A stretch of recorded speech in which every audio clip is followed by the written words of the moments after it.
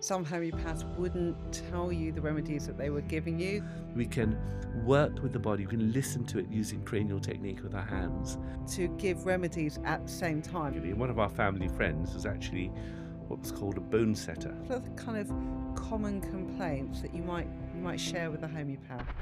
Hi lovelies, I'm Kieran Grover and welcome back to the Healthy Homeopathy podcast. Grab a pen and paper, get yourself your favourite drink and let's snuggle down and have a chat together about how homeopathy, natural medicine, and well-being can all benefit you every single day.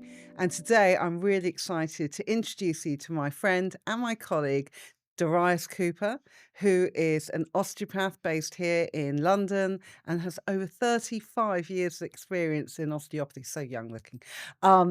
Daraius, tell us how did you get into osteopathy? How did you get into natural health? Well, when as a child, my parents are from India, so Mm. as a child, I traveled to India regularly. And one of our family friends was actually what was called a bone setter. Oh wow, So okay. he was like an osteopath, Yeah.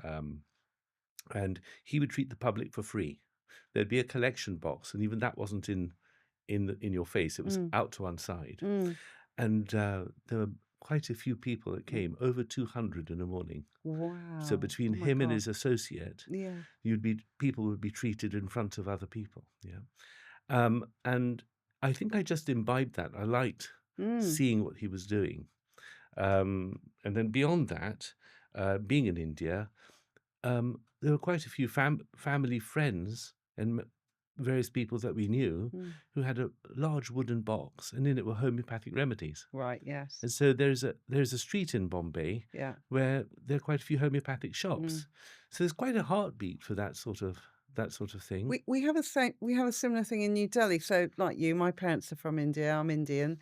And going to New Delhi, I would say almost on every street corner, there's a homeopath. Yeah. Every town, every village has a homeopathic hospital. And a bit like you, we've got that family connection as well. My grandfather was a homeopath. Ah, He trained after the Second World War. He fought in the Second World War and he wanted obviously a different pace. Trained in homeopathy by correspondence in those days. mm, That's how you did it. yeah, And because he was, of a certain age and everything else, he could treat people for free and he would travel to some of the villages outside of Delhi and do that. And that kind of legacy is fantastic, isn't it? That it we is. that we that we I have didn't know that. we had that kind of No, no, common. no, That's no, really interesting. exactly. And I think what it also shows is how embedded in places like India, things like osteopathy and homeopathy are around. Yeah. It's just You fabulous, can isn't it? find somebody who's doing that Yeah, work, yeah, yeah, It's almost as though a market force exists, yeah. that we exist because, the public need us, they want us. Actually, I say that. I've got my best friend's Irish, and she tells me that in Ireland they also have bone setters, or sometimes they're Yeah, called there bone there knitters. was somebody whose name I still remember, who was on a hill Mm, in County Kildare, right. and some of the patients I used to treat when I was working out in Essex, in fact, it was mentioned actually once or twice by people who originated from Ireland. They'd walk up that hill just to go and see him, and he would do So, some interesting sort of techniques to manipulate them. I think one involved a run up yeah. with the person lined up against a door. So these are things that are handed on as an oral tradition, as a Yes. tradition. They got handed down. Mm, And similarly, the bone setter that I knew in Bombay, it has definitely been handed down by a famous bone setter down to him. It was like a amazing. sort of gift, an art. Yes. Yeah, so that's the background. But on top of that, when I was at school, I enjoyed art Mm, and I enjoyed science. But the side of science I liked were the natural sciences. mm, So, I mean, I really loved drawing and I loved botany. mm. So when I did my A-level biology, I was more interested in doing the drawings of the plants and this sort of thing. So I think also I had the good fortune of having a very good careers advisor who would spend a lot of time with me trying to work out what to do. And I remember the leaflet on osteopathy. In those days, it was just a leaflet Of in course. 1980, 81 sort of thing. And the simple example that was given was somebody had a headache. The Yeah. headache wasn't clearing. But if you look at the body as a whole, if you stick to first principles in osteopathy, just the basic first principles of good examination, Mm, the person had a dropped arch in their foot. It right. had over time complicated itself in the body and transmitted it to a sort of locking in the base of the skull. So knowing that their pelvis needed a bit of treatment, Mm. their spine needed a bit of treatment, you could rationalize it relating to the dropped arch of the foot. That just is such a simple example. It just made sense to me to be able to Quite, be, I found that. yeah, being part of, in a sense, diagnostics, which Yeah, everyone, you do, doctors do, yeah, but there was something I like the sense of finding the truth yeah. as to what might be causing a problem. So I really was excited, but that's what got me into osteopathy. So there are links between osteopathy and homeopathy, aren't there? What do you see as a link between the two practices? Well, where to start? Yeah. Essentially, we're both classified as taking an interest in Mm. a holistic viewpoint.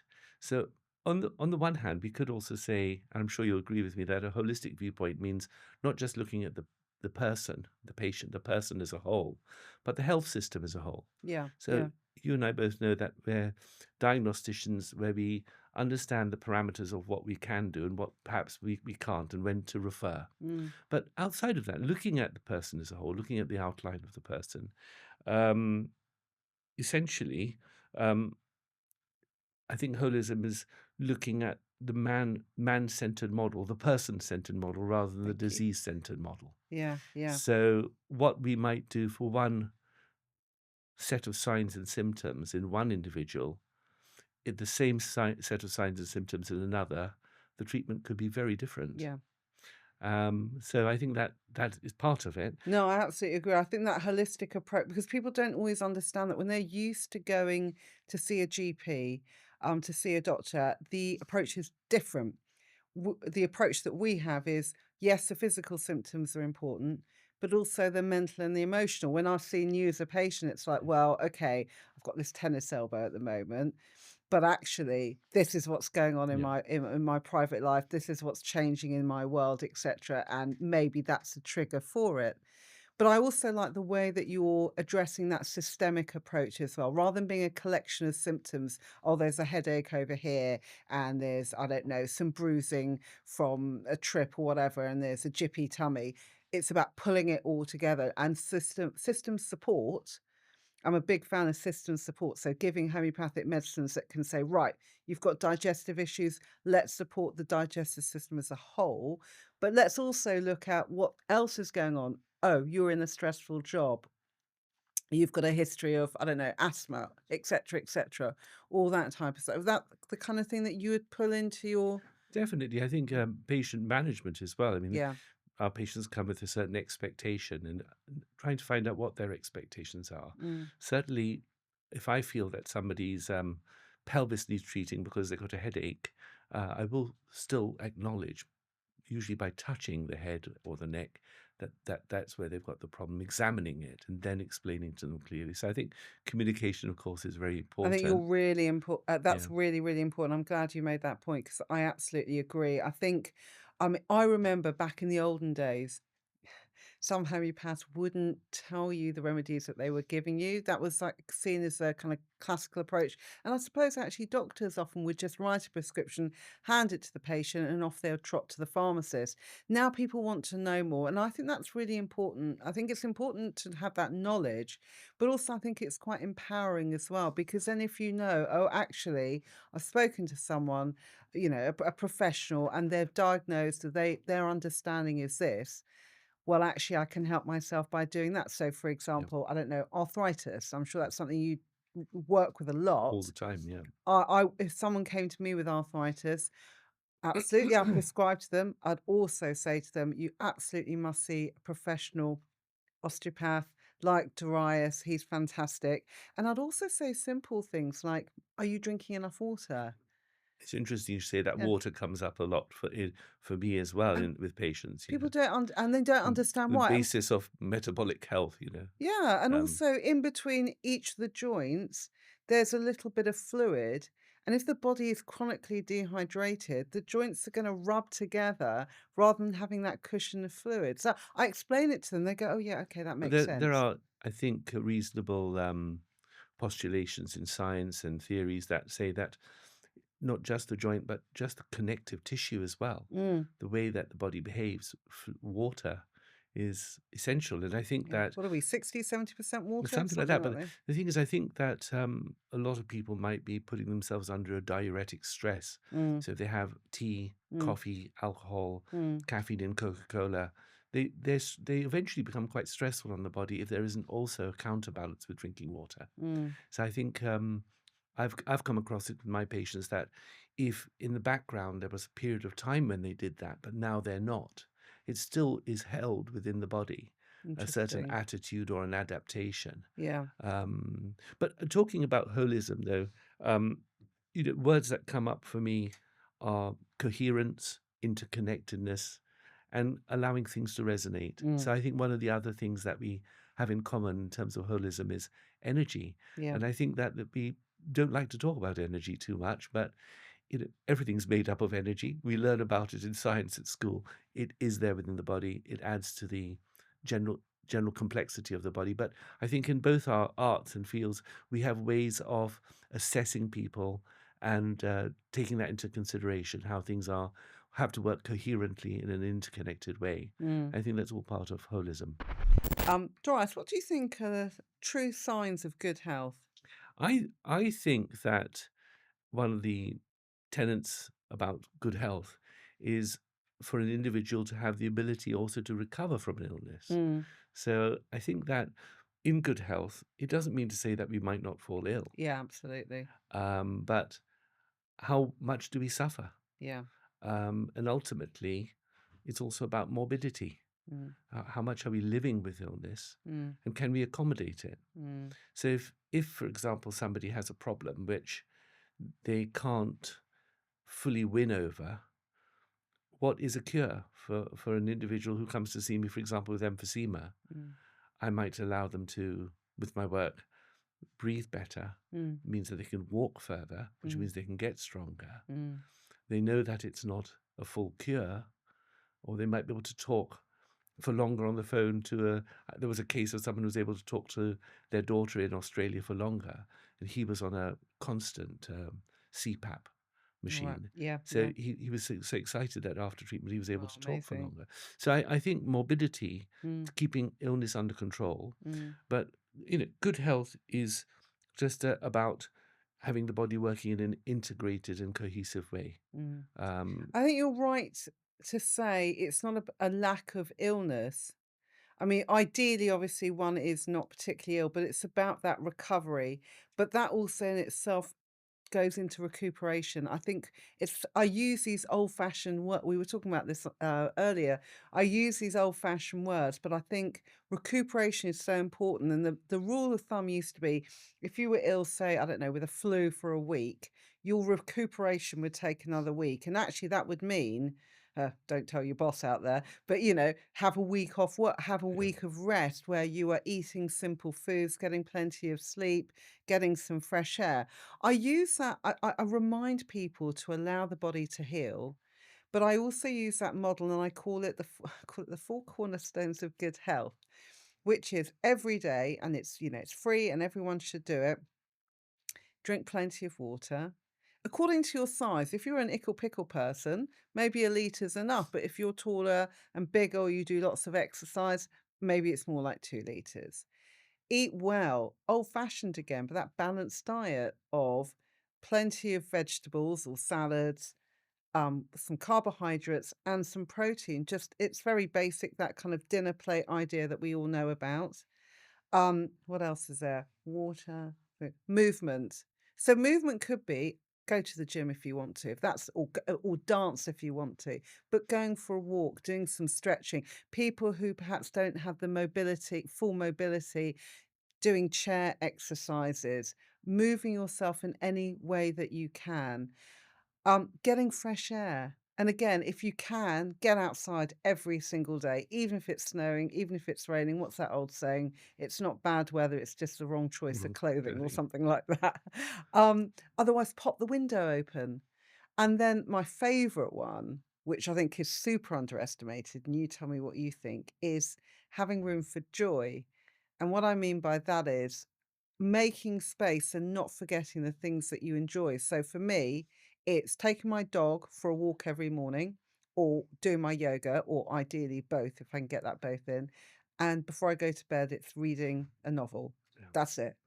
It's great because these are life skills. Yeah. It's coaching in a way as well. It is, and And it's not yeah, it's making sure that you don't undervalue yourself in yeah. your own life. So I spoke over you. No, not at all. I mean, I can't believe how much we're actually agreeing on this. I mean, in the sense that we haven't talked before this talk Yeah, no, that's about true, this, yeah. but I absolutely agree. In my work, just working with, um, of course, we say we're working with the person, not just the patient. We're looking for the health, not just the illness. Mm, But these are absolutely solid tenets by which I would end up finding out that these things need to be advised to patients because, through working through structure. yeah. So, that I can't actually manipulate some patients who haven't been drinking water. Mm. I'll bounce Okay. off the gapping, that little click that we sometimes want from a joint, Love it. can't be achieved Yeah, in some people who are right. under, in a sense, not been drinking water for a Yeah. long time. They've just been having the diuretics of So coffee, what tea, else alcohol. yeah, no, absolutely. What else would you advise, patients then to do? So drink plenty of water. Anything Well, else? I agree with what you just said. I mean, Yeah. and in terms of uh, there was a Professor Nixon who was a head cardiologist of Charing Cross Hospital, Mm, and he came up with is it a mnemonic? Sabers, which is sleep. These mm. are the different sort of things you Oh, can yeah, coach sleep. somebody Yeah, on. absolutely. Very important. A was arousal, which means excitement, Okay. stimulation. Mm, So if somebody is hyper aroused, if they've got a stress that they can't get away from, then they need to make time to stop, which mm, is what you were saying about taking some rest or having a routine, having something built in, walk the dog, or on Sunday, take your Apple Watch off mm. and change your mobile phone to a different one. Listen to music, smell the roses, get out. Yeah. It's not healthy if someone's working, switched on 7 days a week. They're No. hyper aroused. Equally, if they're not on the curve, if they're not doing something that they enjoy. Mm. So S for sleep, A for arousal, B for breathing. Right. Yep. So if somebody is chronic hyperventilating, which is why the Mm. cardiologists were taking an interest in people who would appear to be getting chest pain, but they actually was Yeah, because just over physically, breathing. the lungs and the heart sit really close to Well, each then, other, and the absolutely. symptoms can echo each other. Right. Yeah. And so therefore, breathing. So Mm, breathing mechanics, mm, from an osteopathic point of view, R for rest, mm. E for exercise, and S for self-esteem. So Lovely. self-esteem would be good health would be learning assertiveness skills, being Mm. able to knowing how to tell your boss, I can't do this. I've already got enough that I'm doing. Mm. How can you manage that? How can you manage that? So it's interesting in Sabers, sleep, arousal, breathing, rest, exercise, self-esteem, that rest and sleep are different things. Yeah. So, old doctors, even before MRIs and X-rays, they knew they used to advise their patients to everything you do, and I believe that includes everything, thoughts as well. There's a start, a performance, and a stop. Right. And people fall ill when they forget the last bit, Yeah. stopping. I think also people forget, but we also live in a society that encourages and promotes busyness and lack of doing something. Even if you're on your phone, that's you're doing something. And what's that saying? Sounds trite now, but um, we're not human doings, we're human beings, and actually just to I like it. be Yeah. and to rest and to have that different. I'm lucky enough that we get to go down to the countryside quite regularly, and I absolutely enjoy the fact that it is that cliched Yeah. again, different pace of life, and you'll sit in a field and just sort of stare at the clouds or the cows or whatever. You don't need to go to a spa. You don't need to go on a I mean, you can go on a mindfulness retreat if you want to, absolutely. But actually just stopping for a moment. Yep. What is this life if full of care? We have no time to stand and stare, isn't it? Or something like that. I remember Nice. from school. Yeah. So, Doris, I've been one of your patients and I've benefited from your treatments. And I know you're an osteopath, but I know that you also use cranial sacral work as well. And I know it all helps me, but I don't understand in simple terms what the difference is. Can you explain, please? But I think osteopathic techniques have evolved historically. Um, in a way, some techniques allow new concepts and techniques. On the shoulders of other techniques, you get other techniques coming through. Mhm. And the founder of cranial or craniosacral technique in the 1930s insisted that this is not something different that he's discovering. He's just, as the founder of osteopathy, Dr. Andrew Taylor Still had said, dig on. Right. So he was just digging on, he Okay. felt. He looked at the fine anatomy of the cranium, decided that the shape of the bones and the membranes accommodated movement in life. So these are very small movements Mm. that occur within the body, but in a very cohesive, I'll use that word cohesive again, um, way. So ultimately, at an undergraduate level, we learn classical osteopathy in the Right. sense of Okay. the conventional osteopathy, Mm. which are hands-on techniques, which are very, when performed to the external observer, it would be very obvious that we're moving the patient, we're moving the joints, Mm. working into the muscles, listening to the body with our hands in a way that looks obvious. Mm. With cranial technique is purely a technique at one end of the artist's palette. It's one end of the spectrum. Okay. It appears that the osteopath is doing little or nothing, just holding one part of the body. Mm. And the sacrum is that triangular wedge-shaped bone at the back of the pelvis, the sort of terminal end of the attachment of the central nervous system through the spinal cord and the membranes, reaching right up into the cranium. And the cranial base, the bones through the floor of the skull, are also cited as important. So there are five anatomico-physiological criteria that go together to describe the theory. Mhm. But essentially, it's still osteopathy. And Mm. in fact, it could be said that there are osteopaths who don't do cranial technique, but are so skilled with their philosophy that they use the philosophy of osteopathy behind their hands. So Mm. they're listening hands. Mm. And even though they're using the manual techniques, the conventional techniques, not the cranial technique, they're still going to overlap with the cranial technique. Mm. I would say, though, cranial technique for me, my pathway, I use both techniques, Yeah. but particularly it's good. Particularly if in the history there's been a fall on the tailbone, a car whiplash injury, Oh, a right. baby Yeah. getting stuck in labor, Mm. somebody suffering depression, Mm. people who have suffered repeated high temperatures, and they've all got one thing in common. Right. They're all excessive. Okay. As metabolic or physical forces, they're far too excessive on the body, and they leave the body adapted. And for people who use cranial technique, we get excited by those cases because we feel we can work with the body, we can listen to it using cranial technique with our hands, still listening hands, and actually interface with the body's innate motivation to try and get better, Mm. unless it's been permanently damaged. Mm. So all of these techniques, whether classical or cranial, are diagnostic as well. They give a lot of feedback. It's treating the body as a intelligent being. Absolutely. The example we give often in homeopathy is if you have a temperature, if you have a fever, that's actually not a bad thing because the body is um, raising the temperature to kill off the virus, the bacteria, etc. Parents sometimes get worried, and that's why homeopathy can be really useful because it can help you manage a fever in a child or even in an adult. I was going to say something. You said something. Yeah, it's very profound what you said actually, because I remember being given, I was studying homeopathy when when I was pregnant with my first child. And one of my colleagues on the course said to me, make sure when the baby is born, have a sacral cranial session with an osteopath. And I did, I booked in. We were very lucky both times round. It was a very easy, gentle labor and birthing as far as these things go. But when you think about it, being born, like dying, is well, one of the biggest events in your Quite life, an event. really. Yeah, no, exactly. So to actually be aligned and be held, because that's what I find even when I come and see you. Yes, you do. I love the crunching and the clicking and technically speaking. But I also like that when you hold the skull,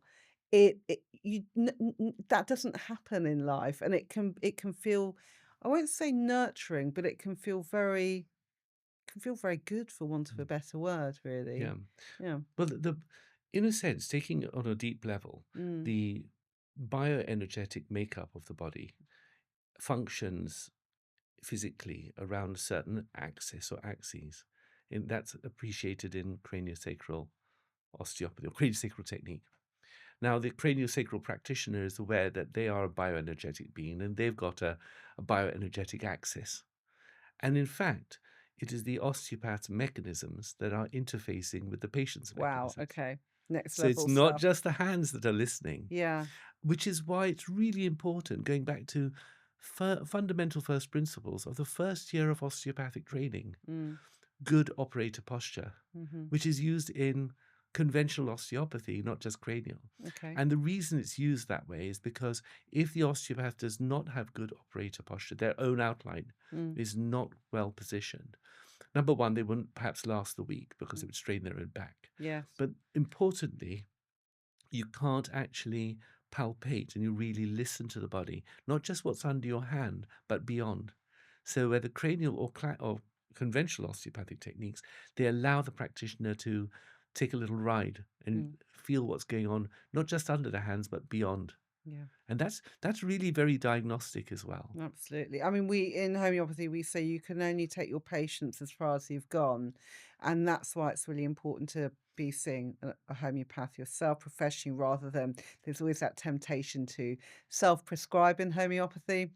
Well, I would say that, um, for example, I can think of two very clear cases where one a man, one a woman. They're both about 80 years old, had fractured hips. They Right. had a hip replacement, and they did not want to get up afterwards. They did not want to move. Mm. So as though a few weeks later, that's it. They didn't want to move, like a delayed shock or something.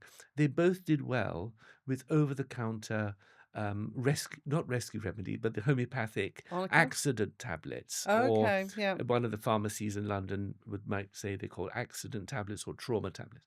They both did really well quite quickly. So those are those just That's for I would call that first aid it is absolutely. homeopathy. First aid, so those are usually combination Yeah, remedies. Pharmacies make them up. You can also get them yeah, from places like Welleda as well. yeah. And as you say, you've got there's a I mean, the one that I think is fantastic. Well, they're all fantastic. Homeopathy is fantastic, but um, I think is really useful as post surgery. Yeah. That's really good. That's got arnica, Bellis perennis, calendula, Staph aureus. Oh, now we're testing me. I can't remember the further one, but it's a when you are already feeling unwell, to be able to know that whether it's an accident remedy, a trauma remedy, or anything else, to be able to just have that and think, this is Yeah, it's simple.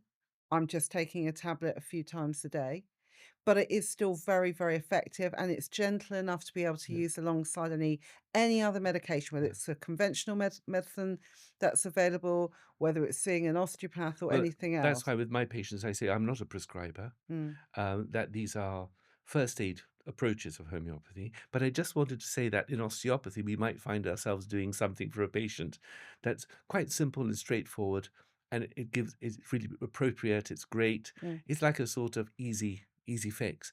But it has been said that um, we, depending on what sort of population of patient group that you end up getting over time, attracting, but it's going to be a smaller percentage of the patients that I see that really prick my enthusiasm and test more than 90% of my ability. yeah. And I was just wanted to say, therefore, apart from the over-the-counter first aid type approach, which we can get from homeopathic pharmacies, it's so different, of course, to seeing a homeopath professionally, just as there would be if I was treating a difficult case, maybe of a historic whiplash, Mm, much deeper history taking, much deeper appreciation, mhm, just as you would. mhm. Is that fair to say? Yeah, yeah, Yeah, yeah, absolutely. So I think you can take osteopathy and homeopathy at the same time. And I'm lucky enough to have worked in the clinic and the practice that you work at as well. Obviously, I'm online now, but when I was in practice, I would sometimes be asked by the osteopath or even the acupuncturist to give remedies at the same time. So they were doing particular treatment, something as simple as aconite or some arnica, which I'm sure most people have got arnica in their cupboard at home and they know mm, what it is. Is that something that you do in your yeah. practice It or is. yeah. It is. I mean, I think about patients who I feel as an osteopath, I might be able to get through to a difficult part of their condition. But really for me to potentially achieve that, I would have to ask them to come for a long time, and I don't know whether I would be able to achieve it. Mm, So I know then that I need help, and having a catalyst in the sense of allowing my treatment to work better, but also allowing the patient to get better. mm, There are going to be things that I can't reach as well. mm. So it's just knowing that and Yeah, knowing when to ask for help. I agree. I mean, this is just in my practice. If people ask me for help with back pain, neck pain, that kind of thing, I'll absolutely prescribe for them, but I will very openly say, I think you're going to benefit from having some Mm. osteopathic treatment. And I think people should feel that there is a toolkit, if you like, of um, therapies and practices available to them. So just like, I don't know, if you've got a toothache, you're not going to go to your doctor, you're going to go straight to your dentist. Or if you're getting, I don't know, you can't see properly, you're going to go straight to the optician rather than going to your doctor or your dentist, even. And similarly with this, there's so many things that you can choose from. Conventional medicine, obviously, homeopathy, osteopathy, acupuncture, so many different types of practices out there. And I think people should be able to access them and be able to understand what they need to use and when they need to use it. Sometimes I think that can be hard though for people, and that's why I think actually conventional medics GPs should be learning more about these things. But anyhow, that's probably another podcast. But what do you think in that approach of sort of dipping in or having, if you like, multi-layering of different therapies? Is that something you would encourage or not? I mean, I suppose there are some applications from therapists which might make it difficult for a given practitioner to judge what's working. Mm-hmm. Um, and therefore to honor the patient and also to be able to work out what's best for them. It's Mm, sometimes better to separate things a little mm, bit. But there are going to be cases where, if the patient's happy about it, I would encourage them to see a homeopath, mm. such as yourself, at the same time as seeing me, because in the end, so long as they're getting better, that's the important thing. Exactly. The most important thing is that the patient starts to feel well Yeah. again. And I agree with what you were saying a bit earlier. I like to think of it as entry level homeopathy. So homeopathy can be brilliant for first aiding, as you said, bumps, bruises, but fevers, colds, etc., all that type of stuff. And in places like France, you go to a pharmacist there, you'll be Yeah. equally offered Yeah. homeopathy as you Germany would. as well, I believe. And Germany, Switzerland, there are lots Mhm. of places. The UK is still catching up with that kind of idea. But when it comes to more chronic complaints, whether it's chronic menstrual problems, whether it's migraines that have been going on for years or anything else like that, then I think it is important to see a professional. Mhm. Um, in terms of osteopathy, I mean, obviously you can't sort of manipulate yourself, but do you offer kind of sometimes simple exercises or ideas to help patients help themselves? I think that, yeah, that comes is very much integral, especially today with the type of people being in London and Greater London. You see a lot of people, obviously, who are working at computers and this sort of thing. My So, bionic arm. I so can't live, but oh yes, yeah, Darius, you your told me epicondylitis you clasp. made me put that on for the tennis elbow.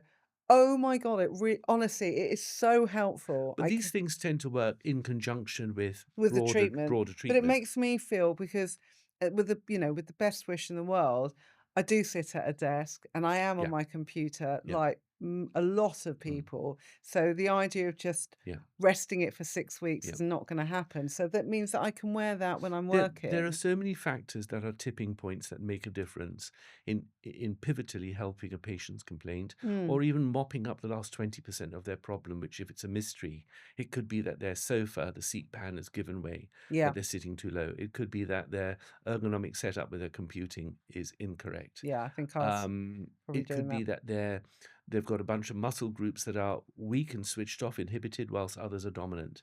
And That's nowadays we're seeing interesting. that a lot with a dominance of internal rotation and flexion. Yes. And that's why Pilates is becoming popular, because it Yeah. works the whole body. We know that in osteopathy, and I think Pilates people do too, answering the question about exercises and Mm, muscle strength, muscle stretching, hydration, all these things are important. But getting the balance right for a person who's in a static fixed posture for too long, they need to address that. And if they've got a low back problem, it's going to be equally important to do something maybe with through their shoulder girdles, Mm. and to help some part further away, which is why Pilates seems to address that. Yeah. So it's really good. Yeah, no, it's brilliant. No, I think in homeopathy we've got an understanding that people can often have a weaker system. So if they are run down, they'll always get a headache, or they'll always be running to the loo, or they'll get a rash on their hand. Do you find the same thing in osteopathy, where there's a weakness and people tend to go into a certain space when they're not feeling well? I think so.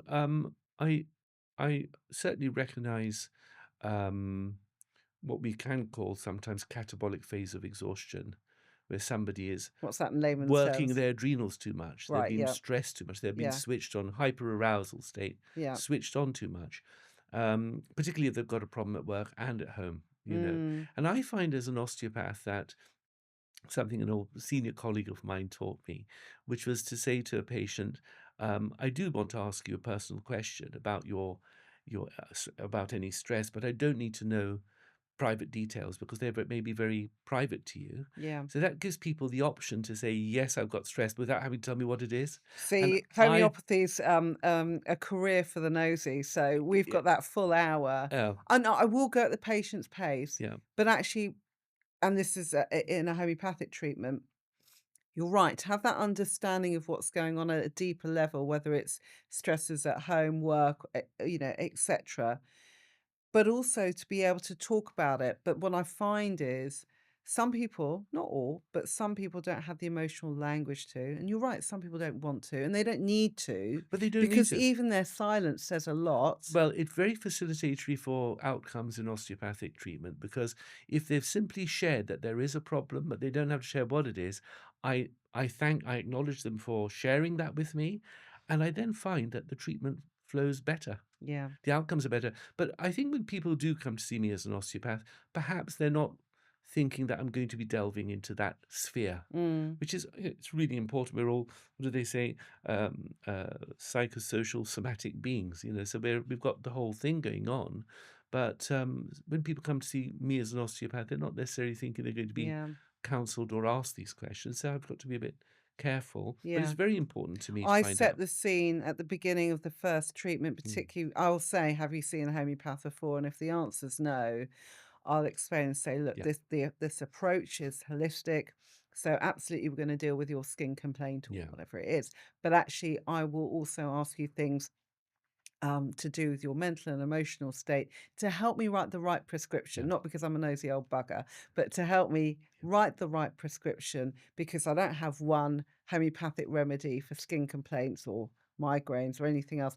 I've got a whole myriad that I can choose from, and I choose it according what's going on with that individual and how their body is expressing how they feel as well. One person can have, I don't know, a skin complaint and they wanna stay at home because I think, "Oh, everyone's gonna look at it and it looks really ugly." Another person can feel really angry and they're scratching away. Another person gets really tearful and they're thinking, "Oh, why me? Why has this happened?" So we're all different in our response as well to that, to what's going on in the And the body. approach, osteopathy and homeopathy, I'm really in a lot of admiration for the vocabulary that homeopathy has within its diagnosis, within its Yeah, we talk repertoire. yeah, You've no, got so many descriptive words. It might make something out of English literature. You've got yeah, all these wonderful causia, causia, all these different. which means runny nose. Yeah, But also it's about, one of my teachers, in homeopathy used to say, it's a bit like being, I say a nosy bug, but actually it's a bit like being a detective. You're putting information together, you're extracting information, and it's how people say things, and it's what they say or what they don't say as well. And then you're putting that information together. And I find people fascinating, and I find that process many times. fascinating. And for me as an osteopath, being ultimately also sharing with with the patient, first of all, asking, do you know, have you seen an osteopath before? What are your expectations of treatment? And then explaining to them what's ahead in terms of method, taking a history examination, hands on, and that we might be touching areas which are not where you have the pain. Mm, But um, I, really find it very fascinating that when you said about being like an investigator, I often say to my patients, it's a bit like being Sherlock Holmes because, Oh, right. but Okay. through the Yeah. hands. Yeah. So I'm collecting information, Mm, and sometimes I don't know what I've found, what it belongs to in the diagnostic hypothesis, mm, but I'm still going to collect it mm, and maybe see how it makes sense later on. So long as we're being ethical and safe, mm, and we have a diagnostic theory to test. mm. And that's why I'm sure you would agree that after I've treated someone a few times, if they're not responding, I will then reevaluate what the prognosis is. And I'm sure the when somebody's not responding to something, that's of equal interest, isn't it? Yeah, definitely. Darius, in your practice, in your busy practice, what are the kind of common complaints that you might share with a homeopath? Well, I'm going to start by telling you one that was very uncommon, Okay. which was when I was tutoring at one of the schools of osteopathy, a patient had come in and Mm. had reactive arthropathy, writer's disease. Oh, And so they had okay. a panarthropathy, a number of joints that had become inflamed, a bit like Mm, rheumatoid, or mm, not quite rheumatoid, but similar. And he had said that he had been to a homeopath who's actually a mainstream doctor mm. who specialized in rheumatology. Yeah, you do. You get homeopathic doctors And as he well. Yeah, said he was very sort of matter of fact about it. He said, "Yeah, I'm a lot better." He said, "About 50% better." fantastic. So that really struck me as something quite out there. Yeah, But for me definitely. as an osteopath, some examples would be, for example, people with breathing difficulties. I mean, would know what to get on with, usually with someone with asthma, Mm. emphysema, stretching certain structures, and even working craniosacrally and returning elasticity and excursion of the ribs, and even from a craniosacral point of view, giving space to the anatomy of the nerve centers in the brainstem to allow, which also for the ventilatory center of the brain to function better and integrates with breathing difficulty. Mm. So, however, you having them see a homeopath as well, anecdotally, I've found it has been very successful too. Another case would be in cases of anxiety, Mm. where people are maybe chronic hyperventilating, Mm. using what we call accessory muscles of ventilation, getting jammed up with fear and jammed and stuck, and often coming with low back pain, but really they're just jammed up with Well, anxiety. that's my speciality. Right, It's my okay. special interest Yeah, treating yeah, anxiety, and you're right in helping people. So I treat them homeopathically, try and get to the root cause. Sometimes there's a trigger, sometimes it's built so subtly and not I won't say gently, maybe aggressively, but it's built over time yeah. and it's there and it's like a layer hanging over them. And I'll treat them homeopathically, but equally I will give them, I call it's in my treatment plan, a mindfulness plan. It will include breath work, as Yeah. simple as my daughter taught me this. I learned it in school. You sort of breathe in when you get to your thumb, breathe in and breathe out and so on. That's nice. You Yeah, just trace, and they learnt this at school age 6 or yeah. 7. And I thought, how easy. You've always got your hands with you, obviously, hopefully. Or the other one that I do, which sort of blends into a little bit of tapping, is I mean, you can do the full tapping thing, absolutely, but just sort of, and this is meant to be an acupressure point and tapping here, and it just sort of helps center you again. And I think what it's also doing is distraction. Because I know as someone who used to have awful anxiety, I used to distract myself by singing in my head, usually, Monty Python songs. And that really worked well for me because it would make me smile, it would make me giggle, and it would take me away. And that's not to belittle someone who's got anxiety or panic attacks, not at all. But what it is to do is to give them something that they think, right, when I'm feeling like that, I know what I can do. I know this is going to help me. Brilliant. And one more thing would be hip operations that I mentioned before. I've Hmm. had patients who have had, say, a hip replacement. So right now, I've got a patient who's had suffered endocarditis. He's quite elderly, and his wife is despairing that it's just not like him not to be able to get up and get moving. Mm. And I can usually tell when treating someone. I can tell if someone's if I'm being working with a homeopath. I can tell in reference to their treatment homeopathically that the body can feel different. Mm. So I can think of those cases of people I can help up to a point, but would want some help homeopathically as well Yeah, for them. fantastic. Well, just you know where I am. Yeah. That was great stuff. Thank you again, Darius. Do join us for the next episode of Healthy Homeopathy Podcast. You can subscribe here and also join us on social media. Look forward to seeing you again soon.